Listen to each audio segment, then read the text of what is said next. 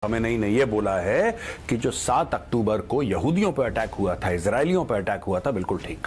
जो बच्चों को मारा, औरतों के साथ रेप करा, जो करा, सब ठीक करा। ऐसा ये पागल बुड्ढा कह रहा है। दोस्तों, एंगेज करना है इस लड़ाई में, हमें लड़ना है। दुनिया भर के मुसलमान इकट्ठा हो जाओ, इजराइल के ऊपर हमला कर दो। हमास तुम्हारी सेना थोड़ा ना, तुम्हारी तो ईरानियन आर्मी है तुम्हारी सेना। लेकिन इनको पता है कि ईरानियन आर्मी सिर्फ नंबर्स में ज्यादा है। दोस्तों, फोटोग्राफ्स वायरल हो रही हैं कि उनके 20 जेट खत्म हो गए, 30 जेट खत्म हो गए, पूरी एयरफोर्स बर्बाद हो गई। और ये जो झूठी कहानियां हैं कि समझे इस चीज को। अगर आज हमने ये गलती कर दी, डॉक्टर जैसे वाजपेयी के साथ हमने ये किया था, वाजपेयी साहब जब पाकिस्तान आए तो हमने गद्दारी के नारे लगाए, हमने जंग के नारे लगाए, हमने बुराई के नारे लगाए, सड़कें ब्लॉक कर दी कि हिंदुस्तान के वज़ीर-ए-आज़म पाकिस्तान आ क्यों रहे हैं। ये ना हो कि एयरपोर्ट पे नारे शुरू हो जाए, जी हिंदुस्तान का जो यार है गद्दार है, मोदी का जो यार है गद्दार है, हिंदुस्तान से हमने दुश्मनी करनी है। तो इस दफा फिर क्या नारे होने चाहिए? देखे, इस बार नारे होने चाहिए। मैं खुद खड़ा हूंगा भाईजान, मैं खुद नारा लगाऊंगा कि दुश्मनी बिल्कुल नहीं चाहिए, हमें हिंदुस्तान के साथ दोस्ती चाहिए। अगर दोस्ती करेंगे तो हमारी इकॉनमी बेहतर होगी, हमारा मुल्क बेहतर होगा। डॉक्टर जयशंकर कोई छोटा नाम नहीं है, वो वाजपेयी नहीं है, आप ज़हन बना लीजिएगा अपना। वो बड़े जहीन और बड़े काबिल इंसान है। उन्होंने जो आपको प्रेस कॉन्फ्रेंस जब करनी है ना पाकिस्तान में खड़े होके, तो आपको समझ आ जाएगी। तो शुरू में उन्हें वो के सुप्रीम लीडर खामनाई ने AK-47 के साथ इसराइल को धमकी दी। उन्होंने कहा कि ऑपरेशन 2 प्रॉमिस 3 का आगाज हो सकता है।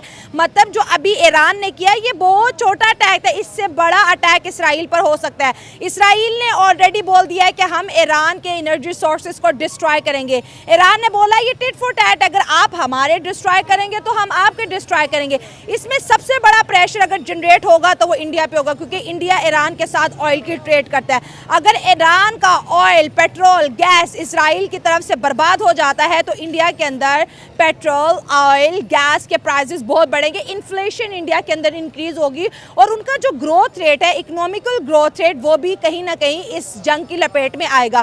सो अवाम की तरफ बढ़ते हैं और पूछते हैं कि क्या जो है ईरान इसराइल को दबा पाएगा और या फिर ये जो धमकियां हैं ईरान का डर बता रही हैं। सो अवाम की तरफ बढ़ते हैं और जानते हैं उनकी राय। लेकिन आप दोस्तों से रिक्वेस्ट है कि स्क्रीन पे आपको मेरा इंस्टाग्राम ID मिल रही है, यहाँ पे जल्दी से मुझे फॉलो करें, जल्दी से सब्सक्राइबर बढ़ाएं ताकि latest update. It's a very big news, like it's a positive news for Pakistan to.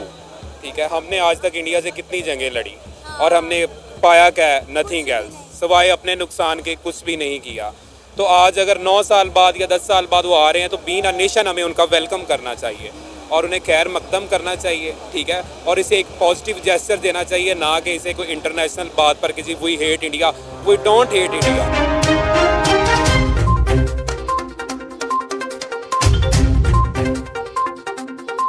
द्वितीय नत हैं इस तरह के, यानी कि डॉक्टर जयशंकर का पूरी दुनिया में पहचाने जाते हैं। आप यूरोप चले जाएं, अमेरिका चले जाएं, रशिया चले जाएं। रशिया का उन्होंने दौरा किया, उनके प्राइम मिनिस्टर ने किस तरह उन्हें प्रोटोकॉल दिया, प्रेसिडेंट ने किस तरह उन्हें प्रोटोकॉल दिया। आप ये देखें, डॉक्टर जयशंकर अपनी जहनियत की वजह से, अपने दिमाग की वजह से पूरी दुनिया में माने जाते हैं। एक जीनियस इंसान, पढ़े लिखे इंसान, काबिल इंसान। देखें, जब से वो वजीर खारजा बने हिंदुस्तान के, तो पूरी दुनिया को उन्होंने हिंदुस्तान के साथ जोड़ दिया, पूरी दुनिया की इकोनॉमी को हिंदुस्तान के साथ जोड़ दिया, पूरी दुनिया की टेक्नोलॉजी हिंदुस्तान में लेके आए। ये वजीर खारजा के काम होते हैं। आप ये बताएं, पाकिस्तान के वजीर खारजा कहीं पे नाम भी नजर आता है आपको? कहीं पे पता चलता है कि पाकिस्तान के वजीर खारजा जी फलां कंट्री के साथ अपने तल्लुकात बेहतर कर रहे हैं और पाकिस्तान में कोई फायदा लेके आ रहे हैं? डॉक्टर जयशंकर का दिमाग माना जाता है। और ये देखें चौधरी साहब, अगर डॉक्टर जयशंकर पाकिस्तान आते हैं तो इस बार कोई ऐसी हरकत ना कर देना कि जिसकी वजह से हमारे तल्लुकात फिर बेहतर होने की बजाय खराब हों।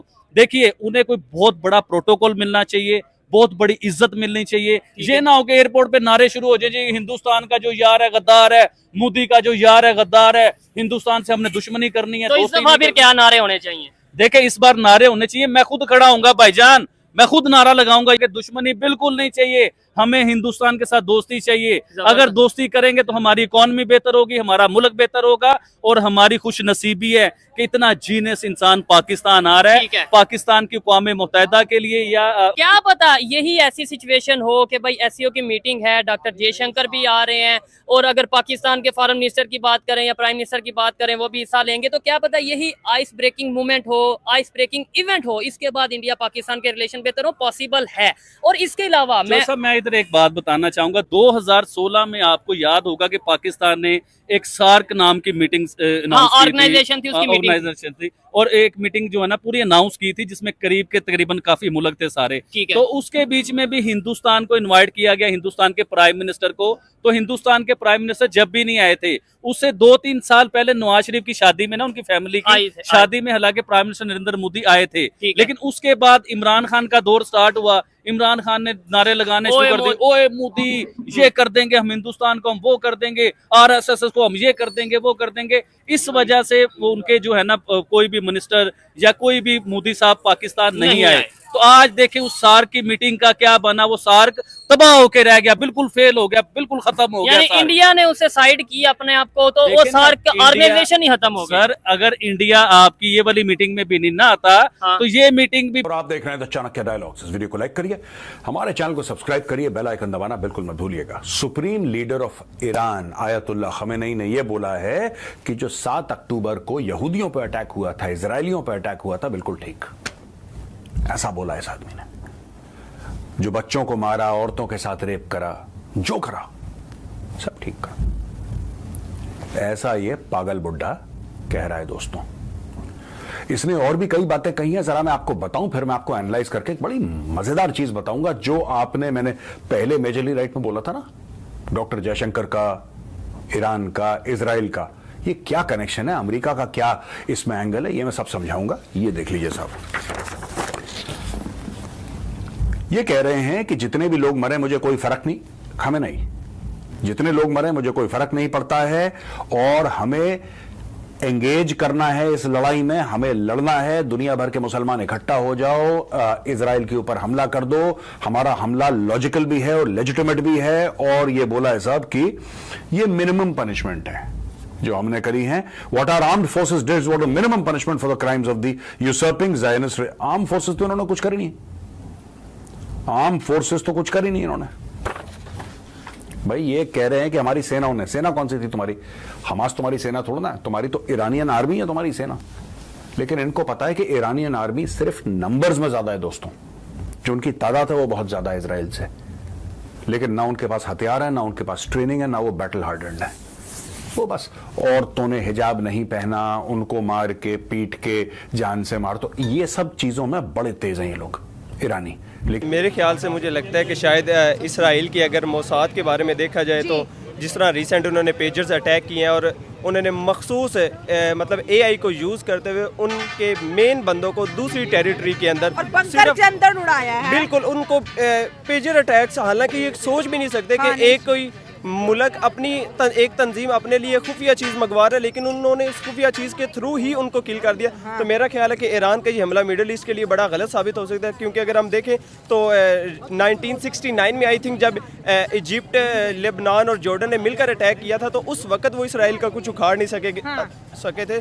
तो अभी जब वो इतना पावरफुल हो चुका है, उसके पास यूएस भी है, उसके पास मतलब ब्रिटेन भी ने अभी रिसेंट जब ईरान ने उसके ऊपर हमला किया तो ब्रिटेन भी ये कह रहा है कि हम ईरान की इस हमले की मज़ामत करते हैं। तो इतनी पावर के बावजूद हमें नहीं लगता कि शायद इस ईरान जो इसराइल को फतेह कर सकता है, और ये मेरे ख्याल से ये ईरान का एक बड़ा गलत है। और जब से ईरान ने हमला किया, जो समझ वाले लोग हैं वो यही कह रहे हैं कि ईरान ने एग्रेशन दिखाया, ईरान को अटैक नहीं करना चाहिए। इसराइल की बात करें, आपने मोसाद की बात की, इसराइल अपने दुश्मनों को मारने के लिए 100 साल पहले की प्लानिंग रखता है।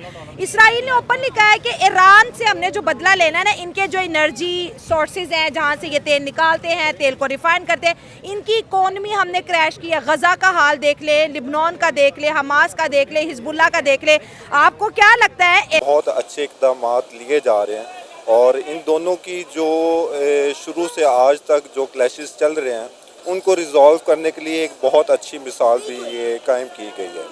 तो मेरे नज़दीक ये, अगर मेरे पॉइंट ऑफ व्यू से ये देखा जाए, तो डॉक्टर साहब ने ये बहुत अच्छा और बहुत अच्छा मुजाहरा किया है उनकी। ये ऑफ कोर्स पाकिस्तान के साथ बहुत पुराने क्लैशेस चल रहे हैं, तो अगर इस करंट सिचुएशन की बात की जाए तो ये पाकिस्तान के लिए एक बहुत अच्छी अपॉर्चुनिटी है, ताकि वो ये 2 नेशन थ्योरी को एक मजबूत शक्ल दी जाए।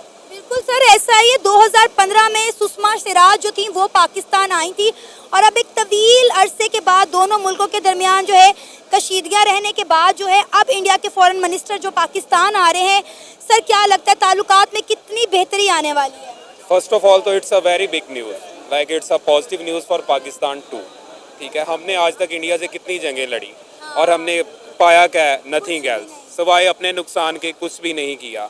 तो आज अगर 9 साल बाद या 10 साल बाद वो आ रहे हैं तो बीइंग अ नेशन हमें उनका वेलकम करना चाहिए और उन्हें खैर मकदम करना चाहिए। ठीक है, और इसे एक पॉजिटिव जेस्चर देना चाहिए, ना कि इसे कोई इंटरनेशनल बात पर किसी we hate India, we don't hate India, it's just on the social media like some people are saying that we hate India, it's nothing else, you have to question other people too. ठीक है, वो बताएंगे कि भाई हम India से प्यार करते हैं, they are just human beings like us.